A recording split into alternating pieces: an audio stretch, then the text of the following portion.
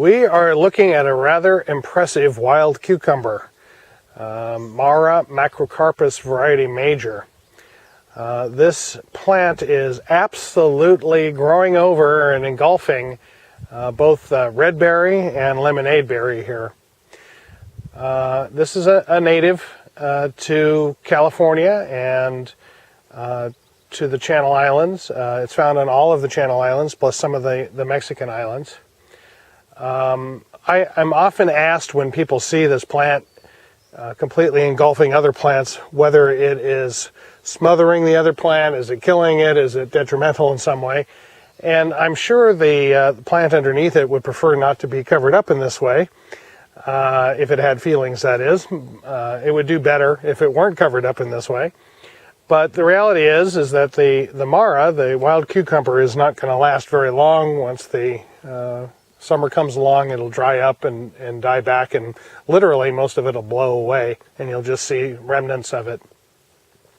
Wild cucumber is an interesting plant. It had a lot of Native American uses, a little bit too much to go into in this video, but it was used for a variety of things. But also, the genus Mara is also known as manroot. It's known for that because this plant has a huge tuber, underground,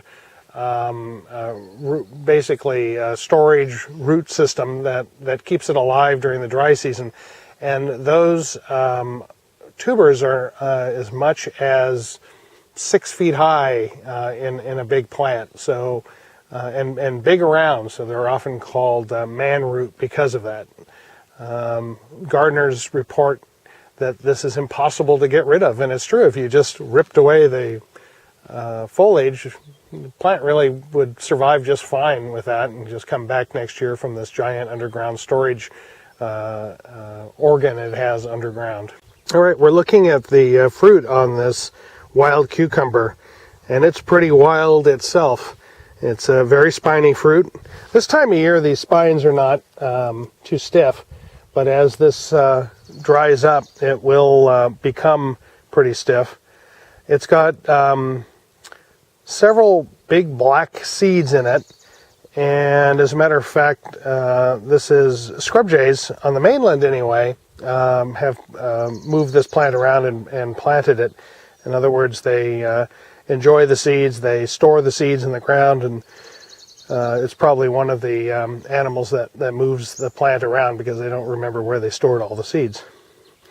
Leaves on this plant are really quite large and have a very distinctive shape to them. The stalk of the leaf comes up right about here, and there's a gap. Kind of reminds you a little bit of a maple leaf or something like that. Neat thing about wild cucumber is that it's such a large plant with large leaves and large fruit and large flowers that and there are some, in fact, distinctive aspects of this particular species. It may ultimately be found to be so unique that it's a island endemic. There needs to be further study on that, but it might be so unique that it's actually something that's evolved separately on the islands.